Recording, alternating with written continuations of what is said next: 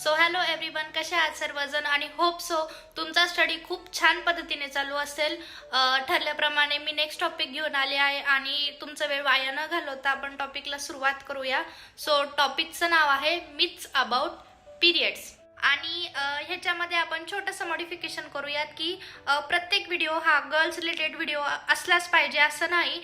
Boys तुम्ही पण हा व्हिडिओ बघा. होप सो तुम्ही पण फ्युचर डॉक्टर आहात. सो ह्या गोष्टी कुठेतरी तुम्हाला पण हेल्प होतील आणि तुमच्या पेशंटसाठी, तुमच्या मम्मीसाठी, दिदीसाठी, छोट्या बहिणीसाठी किंवा तुमच्या स्पेशल पर्सनसाठी हा व्हिडिओ तुम्ही बघा आणि त्यांना शेअर करा.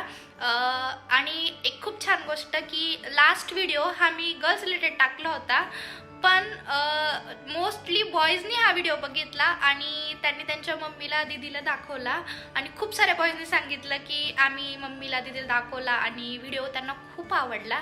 सो असंच प्रेम देत राहा आणि बॉयज तुम्ही हा व्हिडिओ नक्की बघा आणि तुमच्या स्पेशल पर्सनला, दिदीला, मम्मीला, मोठ्या बहिणीला, छोट्या बहिणीला, मावशीला, काकीला, आत्याला, आजीला सगळ्यांना शेअर करा आणि असंच प्रेम देत राहा. So first myth related to period. आणि मिथ म्हणजे गैरसमज, पिरियडमध्ये असणारे गैरसमज हे आपण डिस्कस करत आहोत. आणि first myth about period is that only womens have a periods. So this is big no. Transgender men आणि non binary people also have a period. आणि सर्वात महत्त्वाची गोष्ट म्हणजे period is not a women issue, period is a human issue.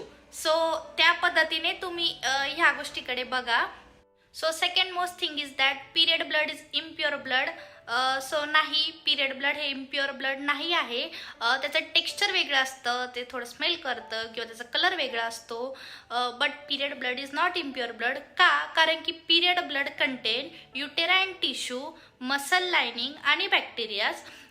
Uterus त्याचे lining shelled करतं. So त्यामुळे त्याचं टेक्स्चर चेंज होतं, त्याच्यामध्ये काय असेल ते येतं, त्याच्यामुळं ते थोडं वेगळं असतं. बट हे इम्प्युअर नसतं. So period blood is not impure blood. So third question and 5 स्टारवाला क्वेश्चन की पिरियड्समध्ये मंदिरात जायचं का नाही. सो याचं उत्तर माझ्यापाशी थोडंसं वेगळं आहे की परमात्मा साधायचा असेल तर मंदिरात जाण्याची काय गरज आहे.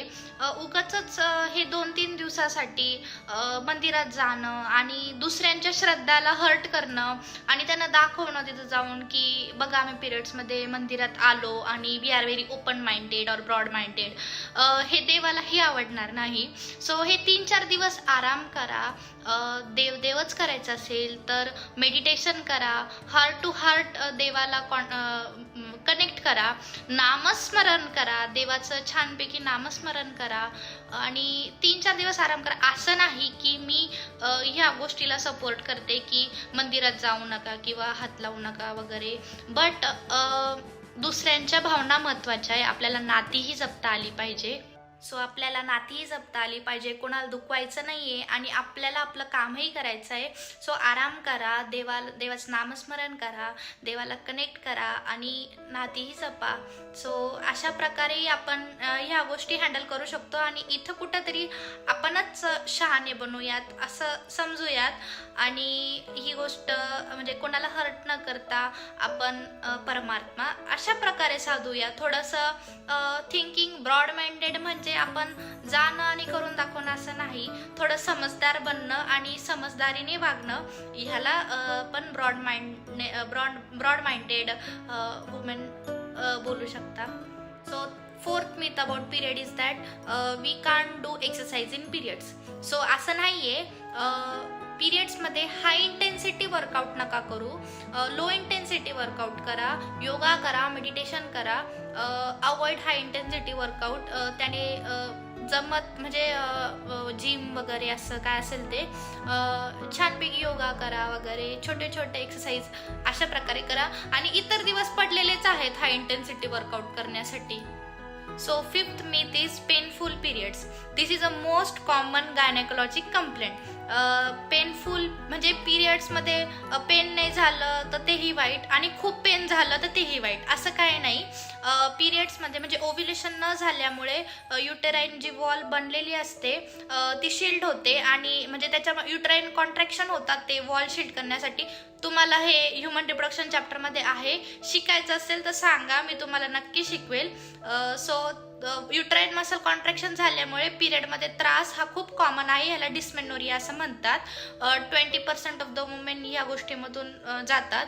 सो पेनफुल पिरियड होणं पण आणि नाही होणं पण ह्याला खूप इश्यू नका क्रिएट करू. आणि ते कसं हँडल करायचं किंवा पिरियडमध्ये काळजी कशी घ्यायची ह्याच्यावरही मी नेक्स्ट व्हिडिओ करते. So painful period is one of the biggest myth. So 6th myth is that period last only for 28 days. असं नाही आहे. Period can last about 29 to 35 days or shorter than it. Depend on म्हणजे body फिजिओलॉजीवर प्रत्येकाच्या depend असतं हो, but period थांबलेच नाही किंवा period आलेच नाही, दिस इज द प्रॉब्लेम. सो ह्या वेळेस गायनेकोलॉजिस्टला तुमच्या कन्सल्ट करा. बट थोडंफार 4-5 दिवस मागे पुढे झालं तर हा खूप मोठा इश्यू नाही आहे. So 7th myth is we cannot have a bath in period or we cannot have a head wash during period. असं नाही आहे. म्हटलं जायचं जुन्या काळात की डोकं धुतल्यावर पिरियड थांबतात, असं बिलकुल नाही आहे. उलट पिरियड्समध्ये एक टाईम आंघोळ करत असेल तर 2 टाईम आंघोळ करा, डेटॉलने आंघोळ करा, प्रॉपर हायजीन प्रॅक्टिस मेंटेन करा, हायजीन मेंटेन करा पिरियडमध्ये. ह्या गोष्टींवर विश्वास ठेवू नका की हेअर वॉश नाही करायचा आणि आंघोळ नाही करायची, असं काही नाही आहे. छानपैकी तुम्ही होणारे डॉक्टर आहात, सो हायजीन तुम्ही मेंटेन केलं तर तुमचे पेशंटही मेंटेन करतील. So this is one of the myth. So 8th myth about period is that तुम्ही झाडांना किंवा फुलांना हात लावायचा नाही. सो असं काही नाही आहे की तुम्ही इम्प्युअर आहात आणि त्यांना हात नाही लावायचा, असं बिलकुल नाही आहे. ह्या दिवसात तुम्ही नेचरसोबत कनेक्ट व्हा, झाडांचीही काळजी घ्या, फुलांचीही काळजी घ्या आणि स्वतःचीही काळजी घ्या. सो या गोष्टी अवॉइड करा आणि इग्नोर करा. So 9th thing is do not touch menstruating women, कारण ती इम्प्युअर आहे. सो सांगितलं तुम्हाला त्याचं रिझन की पिरियड ब्लड हे इम्प्युअर नसतं, हेन्स आपणही इम्प्युअर नसतो. सो तुम्ही हात लावू शकता. उलट ह्या दिवसात त्यांना सपोर्टची, काळजीची, इमोशनल सपोर्टची खूप गरज असते. मूड स्विंग्स होत असतात आणि खूप साऱ्या बॉडी मध्ये गोष्टी चेंज होत राहतात. सो ह्या दिवसात काळजी घ्या आपल्या मम्मीची, बहिणींची, स्पेशल पर्सनची आणि फ्रेंड्सची काळजी घ्या. सो असं नाही आहे बिलकुल की मेन्स्ट्रुएटिंग वुमनला हात लावायचा नाही. So 10th thing is me असं ऐकलं की पिरियड्समध्ये वुमेन किचनमध्ये जात नाही. हे आमच्या घरी फॉलो होत नाही. गॉड ब्लेस की माझी सासूबाई खूप ओपन माइंडेड आहेत आणि त्याही या गोष्टी मानत नाही. माझी मम्मीही या गोष्टी मानत नाही किंवा माझ्या दोन्ही घरी ह्या गोष्टी कधी मी ऐकल्या नाही. बट मी असं ऐकलं की किचनमध्ये जात नाही. जुन्या काळात लेडीजला आराम मिळावा म्हणून ह्या गोष्टी कदाचित फॉलो होत असतील. बट ज्या घरात सिंगल वुमेन आहे आणि वुमेन कॅपेबल आहे किचनमध्ये जाण्यासाठी, सो त्यांना थांबवू नका प्लीज. असं काही नाही की या दिवसात वुमेननी किचनमध्ये जायचं नाही, ते हात लावायचा नाही, ते लोणच्याच्या डब्यांना हात नाही लावायचा किंवा ते तुपाला वगैरे हात नाही लावायचा, असं काही नाही. त्याने काही खराब होत नाही, काहीच होत नाही. सो ह्या गोष्टी कुठेतरी आता कमी व्हायला पाहिजे किंवा बंद. सो असं काही नाही आहे. वुमेन्सला त्या दिवसात आराम पाहिजे असेल तर ते आरामही करू शकतात आणि त्या कॅपेबल असेल किचनमध्ये जाण्यासाठी तर त्या किचनमध्ये जाऊ शकतात. त्यांना जिथे पाहिजे ते हात लावू शकतात. दे आर नॉट इम्प्युअर आणि ते असं खराब वगैरे होणं असं काही नसतं.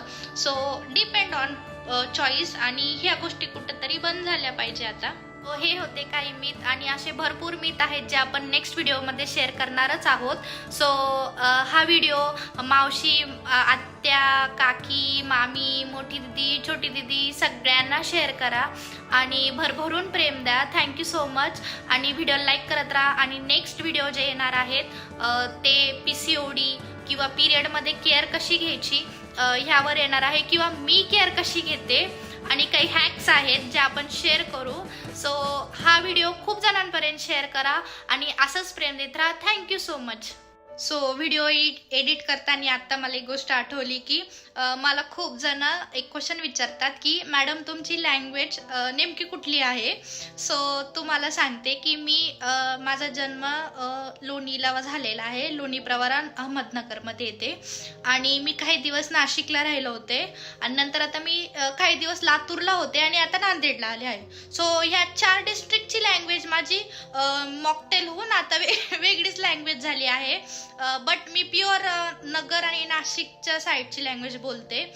सो माझी बायोग्राफी पण जाणून घ्यायची असेल त्याच्यावर पण व्हिडिओ बनवेल की कुठे एज्युकेशन केलं काय वगैरे सगळ्या गोष्टी. सो त्याच्यावरही आपण व्हिडिओ बनवूयात. सो हा तुमचा एक डाऊट होता तो मी क्लिअर केला की हे 4 डिस्ट्रिक्टचं मॉकटेल होऊन माझी लँग्वेज बनली आहे.